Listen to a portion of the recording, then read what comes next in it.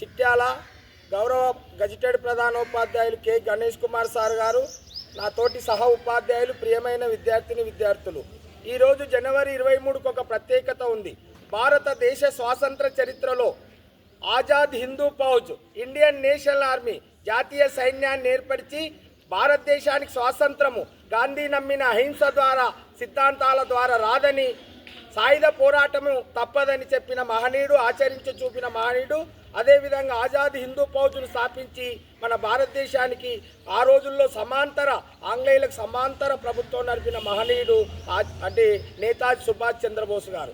నేతాజీ సుభాష్ చంద్రబోస్ గారు ఒరిస్సా కటక్ అనే పట్టణంలో 1897 జనవరి 23న జన్మించి 1945 ఆగస్టు 18న ఒక విమాన ప్రమాదంలో మరణించాడు.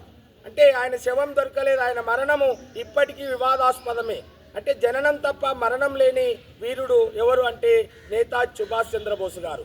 ఆయన ఆ రోజుల్లో మన హెడ్ మాస్టర్ గారు చెప్పినట్లు ఇండియాలో మొట్టమొదట సివిల్ సర్వీస్కు 1920లో ఎంపికై 1921లో ఉద్యోగానికి రాజీనామా చేసి భారత జాతీయ కాంగ్రెస్లో ఉండి గాంధీ, నెహ్రూ ఇలాంటి నాయకులతో స్వాతంత్ర పోరాటంలో పాల్గొన్న మహనీయుడు. ఆ రోజుల్లో 1939 రెండవ ప్రపంచ యుద్ధం జరుగుతున్న సందర్భంలో ఆంగ్లేయులు మా వైపు మీరు పోరాడండి, మీకు తర్వాత స్వాతంత్రం ఇస్తానంటే నమ్మలేదు. ఆయన ఏం చేసిందంటే జర్మనీ, జపాన్, రష్యా ఇట్లా ఈ దేశాలతో, ఆంగ్లేయులకు వ్యతిరేకమైన దేశాలతో చేయి కలిపి సింగపూర్లో జపాన్ సాయంతో ఆజాద్ హిందూ ఫౌజ్ను ఏర్పరిచి గొప్ప ఉపన్యాసం ఇచ్చిండు. మీ రక్తాన్ని ధారపోయండి, మీకు స్వాతంత్రం సంపాదిస్తానని సందేశం ఇచ్చిన మహనీయుడు. ఆజాద్ హిందూ ఫౌజ్ ద్వారా తపాలా, కరెన్సీ, రైల్వే అన్ని సదుపాయాలతో ప్రభుత్వాన్ని నడిపిండు కొంతకాలము. అటువంటి మహనీయుడు. అందుకే ఈరోజు దేశభక్తి దినోత్సవం కూడా అంటారు. ఆయన ఎమిలీ సెంకెల్ అని ఆయన పర్సనల్ సెక్రటరీని, జపాన్ అమ్మాయిని పెళ్లి చేసుకున్నాడు. వాళ్ళకు కూతురుంది అనితా బోస్. కనుక అటువంటి మహనీయుడు ఒకసారి జర్మనీ హిట్లర్ని కలవడానికి వెళ్తాడు. ఒక వ్యక్తి వచ్చి నేనే హిట్లర్ని, ఏం కావాలంటే నువ్వు హిట్లర్ కాదు, మీ హిట్లర్ని పంపంటే తర్వాత హిట్లర్ వస్తాడు, భుజం తడతాడు. నేను హిట్లర్ కాదని ఎట్లా గుర్తించడం నా భుజం తట్టే ధైర్యము ఒక హిట్లర్కే ఉంటుంది అంటే శబాస్ అంటాడు. కనుక ఇటువంటి సంఘటనలు ఆయన జీవితంలో ఎన్నో ఉన్నాయి.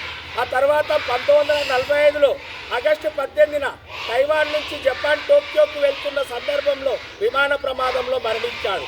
ఆయన ప్రమాదం మీద అనేక దర్యాప్తులు జరిగినాయి, కానీ శవం దొరకలేదు. అందుకే ఆయన మరణం వివాదాస్పదమైంది. కనుక అటువంటి మహనీయుని గురించి దేశభక్తి దినోత్సవం ఈరోజు. గురజాడ మహాకవి ఒక గొప్ప మాట అంటాడు, దేశమంటే మట్టి కాదోయ్, దేశమంటే మనుషులోయ్. అంటే దేశాభిమానం నాకు కద్దని ఒట్టి గొప్పలు చెప్పబోకోయి, పూని ఏదైనా ఒక మేలు చేసి చూపబోయ్ అంటాడు. అంటే దేశభక్తి మనలోన ఉండాలంటే నేతాజీ సుభాష్ చంద్రబోస్ చరిత్ర మీరంతా విద్యార్థులు చదువుకొని మీలోన దేశభక్తి భావాన్ని పెంపొందించుకోవాలని తెలియజేస్తూ ముగిస్తున్నాను.